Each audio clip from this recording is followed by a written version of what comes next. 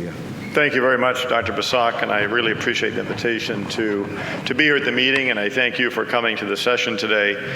This is the first time this data has been published, or presented rather, in public, and hopefully you'll find this of interest. This is preclinical results of SLC4A11 gene therapy for congenital hereditary endothelial dystrophy. By way of disclosure, I receive grant support from the California Institute for Regenerative Medicine that supports the work that I'm going to present to you. So you are more familiar with CHED than I am. Congenital hereditary endothelial dystrophy is an autosomal recessive disorder that's associated with congenital corneal edema, more common in India than it is in the United States, where it's a fairly rare condition. This paper published by Dr. Ramappa and colleagues at Aldave Prasad a couple of years ago in Cornea described outcomes of DSAC in a pediatric population. In this paper, they reported on 180 procedures performed in 167 eyes, and 116 of those procedures, or 70%, were in children with CHED. So this paper gives us a good idea regarding the outcomes of keratoplasty for CHED. As you can see on the Kaplan-Meier survival curve here on the right, the solid line represents graft survival, and we note that at around 10 years that the graft survival is only 50%. So considering the average age at the time of transplantation is 8 years old, this means that half of the transplants have failed by the time these children become 18 years of age. We know also, of course, that subsequent corneal transplants are likely not to last as long as the initial transplant did. This is a child I saw in Saigon who had had DSAC performed for CHED by another US surgeon. You can see in the right eye, which the graft has failed, the vision here, hand motions, much more opacified than the unoperated contralateral eye, which the vision is 2200. So in this case, the child did not have a repeat transplant because no tissue was available. So given the scarcity of corneal tissue in many regions of the world where CHED is most common, given the increased risk of rejection and failure of keratoplasties in the pediatric population, and given the fact that even in the best of hands, the graft survival of DSAC is only around 10 years on average for CHED, we clearly need to develop alternative treatments for management of corneal edema associated with CHED. So what is CHED caused by? CHED is associated with mutations in the SLC4A11 gene. And there were several groups, including some investigators from India, who were involved in describing the genetic basis. How do mutations in SLC4A11 cause CHED? Well, you have to ask, what does CHED do in the corneal endothelium? One role of the gene encoded that's involved here, SLC4A11, is in keeping endothelial cells viable. So what we did is we showed in this paper that was published recently in PLOS ONE that endothelial cells in which you have absence of SLC4A11 have decreased cell viability, shown here in the white bars. When we mutated SLC4A11 in these endothelial cells, what we've shown is also that, again, the endothelial cells have decreased viability. We can see that associated with a number of different mutations that have been identified in individuals with CHED. Additionally, SLC4A11 is involved in the barrier function that endothelial cells have in the cornea that help keep the cornea clear. So if SLC4A11 is mutated or knocked out, we see decreased cell barrier function. In this graph, we can see where this is impedance, so it's measuring resistance to a current across the monolayer of endothelial cells. And we note in the gray curve that when we knock out SLC4A11, that barrier is decreased. Additionally, we know that endothelial cells help maintain corneal clarity through a pumping function, and SLC4A11 is involved in that as well. We note that when we mutate SLC4A11 or we knock it out, that membrane conductance is decreased.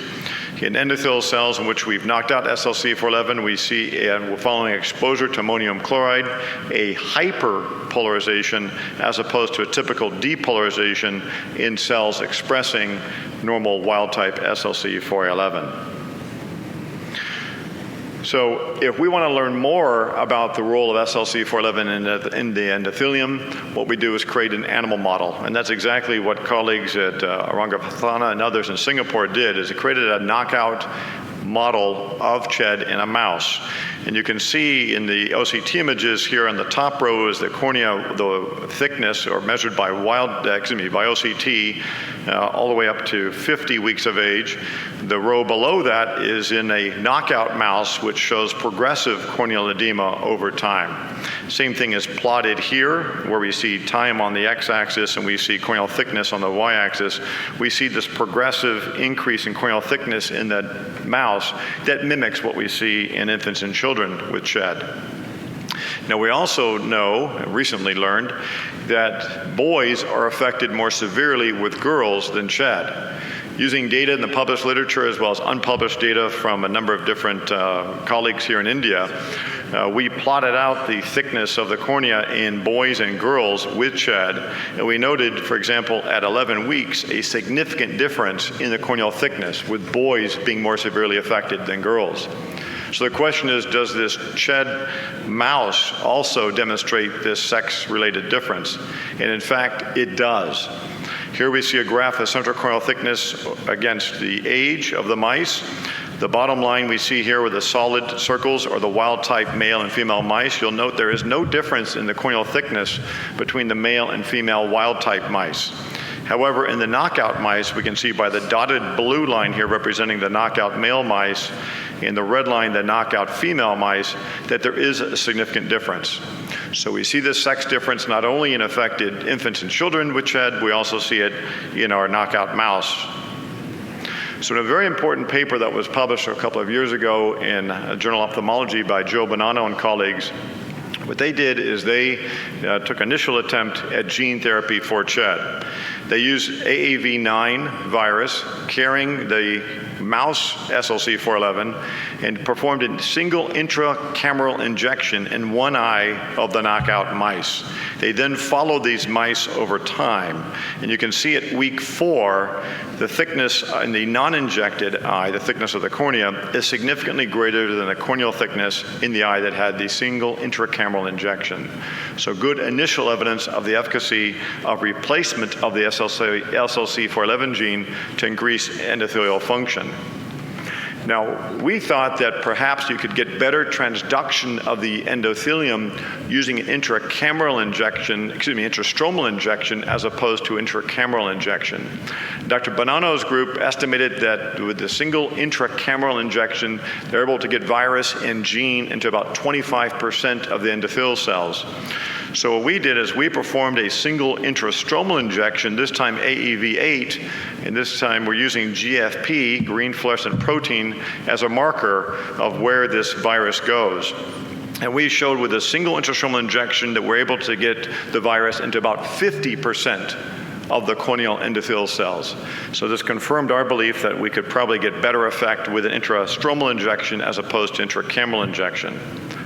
But the question is, even if we're able to put the SLC4A11 gene back in the endothelial cells in infants and children with CHED, will that gene encode a protein that then functions?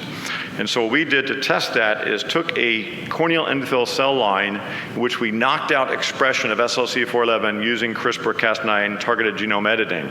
We then replaced SLC4A11 in these cells to see if these cells then regained normal function. So you can see in the knockout cells that hyperpolarization that is characteristic following exposure to ammonium chloride. And when we replaced SLC4A11, again we see the normal depolarization, showing that we've replaced or repaired membrane conductance. Also, we showed that we could increase cell viability in these endothelial cells by replacing SLC4A11. So good evidence that, yes, replacement of the gene does help restore endothelial cell function. So given the fact that we've shown data that intrastromal injection can transduce the endothelial cells effectively, given the fact that we've shown that replacement of the gene restores endothelial cell function, we felt like it was time to go to an in vivo model. So we looked to evaluate the efficacy of a single corneal intrastromal injection of recombinant AAV8 encoding SLC4A11 in one eye of these knockout mice at 4 weeks of age. We tested 4 different dosages, and for each mouse, the eye receiving the injection was randomized, and the contralateral eye served as a control. We used anterior segment OCT before injection and following to measure the corneal thickness biweekly. We also performed anterior segment slit lamp examination retinal OCT biweekly after injection to monitor for toxicity and a host immune response. So what did we find? Well, the highest dosage that was tested, 1 × 10⁹ viral genome per eye. We see here on the x-axis post-injection week. On the y-axis, we see central corneal thickness. The black line is the eye receiving AAV carrying SLC4A11. The gray line is the control eye. We see a significant difference between the two eyes as early as six weeks following injection. We actually see a reduction in corneal thickness following AAV injection, and then a stabilization out to 18 weeks. In the untreated eye, we see progressive increase in central corneal thickness. This was seen in both the male and the female mice, but you notice a significant difference in the male mice that is not as dramatic in the female mice. So gene replacement therapy looks to be most effective in the male mice and may be the case also for male infants and children. Looking at the data now at 3 different time points, baseline, week 10 and week 18, we note the female and the male mice. Here the black circle is the AAV eye, the gray is the untreated eye. At baseline, the same. At week 10, we see an increase in the untreated eye in the female group as far as corneal thickness. Same in the male group, but also, as we've been talking about, much more significant. At 18 weeks, we see a pronounced difference in the corneal thickness in the mouse between the treated and the untreated eyes, with less of a difference in the female mice. Here's just an example of these 2 eyes of a mouse at week 14. In panel A, of course, this is the control eye, and on panel B, the treatment eye. So this is a significant difference that we're seeing following this intracameral injection. We looked at 3 other dosages. With each of these dosages, again, we see a separation between the treated eye in the black line and the untreated eye in the gray line as early as 6 weeks following injection. And again, each of these dosages, we see a greater difference in the male mice than in the female mice. So this is at 1 × 10⁸, and then finally 1 × 10⁷. So we're still looking to see what is the minimum effective dose. This is the lowest dose we've tested so far, and again, we're seeing efficacy that is sustained out to 18 weeks following a single injection. So as far as to quantify the difference in corneal thickness, at the highest dosage, we see 33 micron difference at week 6 between the treated and untreated eye, and that difference is doubled by the time we get to week 14. As I mentioned, in each of these dosages, we see a difference, separation between the treated and untreated eyes by week 6. So our group was selected by the Foundation for the NIH as to be part of this bespoke gene therapy consortium. This is a public-private partnership involving the NIH and multiple companies, industry, et cetera, with the sole purpose of trying to accelerate gene therapy development for rare inherited disorders. And so we're very proud to be one of 9 groups nationally to be part of this, 3 groups involved in vision science research. So with support from the FNIH, part of the Bespoke Gene Therapy Consortium, and with funding from the California Institute for Regenerative Medicine, we're currently conducting these preclinical tests, and we hope to have a pre-IND meeting with the FDA in about 1 year. We then anticipate submitting an IND to the FDA in early 2026, and if we attain approval, we will begin first-in-human clinical trial in 2027. The clinical sites will be UCLA, our colleagues across town at USC, and hopefully our colleagues at Aldave Prasad, Dr. Ramappa, who has the world's largest collection of children with CHED. We'll acknowledge our collaborators at Stein Institute, Wenlin Zhang and Doug Chung in the Cornea Genetics Lab, Matt Hirsch at the University of North Carolina Gene Therapy Center, and Brian Gilger, North Carolina State University as well. Our funding agencies, of course, without them, none of this work is possible. I want to acknowledge the Bespoke Gene Therapy Consortium of the FNIH, CIRM, the American Society of Gene and Cell Therapy, and funding as well from the Research to Prevent Blindness. I'd like to thank all of you very much for your attention. Thank you, Dr. Aldave, and this is a fantastic. You have any question, Banati? Want to ask any question to Aldave, or anyone want to have any question. This is a wonderful area of Yes, I think it's wonderful. It's phenomenal work, and we are looking forward to the clinical results. I think that's when all the hard work in the research really translates, and it would be wonderful if we can really break through in this because, as you stated, D-sex and D-mex in CHEDs, it is always, you would always look at a higher failure rate as what you would look at in adult patients. Thank you so much for that. Thank you. And then, of course, SHED is a relatively uncommon condition, but this is the goal of the Bespoke Gene Therapy Consortium is to have these 9 different groups sort of pave the way to streamline development of gene therapy. So if we can show efficacy for CHED with intrastromal injection, the next disease that comes to mind for me is macular corneal dystrophy. Again, where you're going to be replacing a deficient protein, SLC, in that case CHSD6, same approach. And something I think will hopefully open the door for treatment of other inherited disorders of the cornea. What's held us back, I think, in cornea as far as gene therapy is the fact that we have treatments. We can do corneal transplantation, so there's been less of a need or a push to develop gene therapies like our retina colleagues have.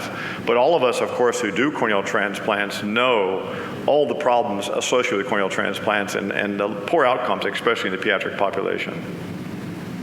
Thank you. Thank you so much.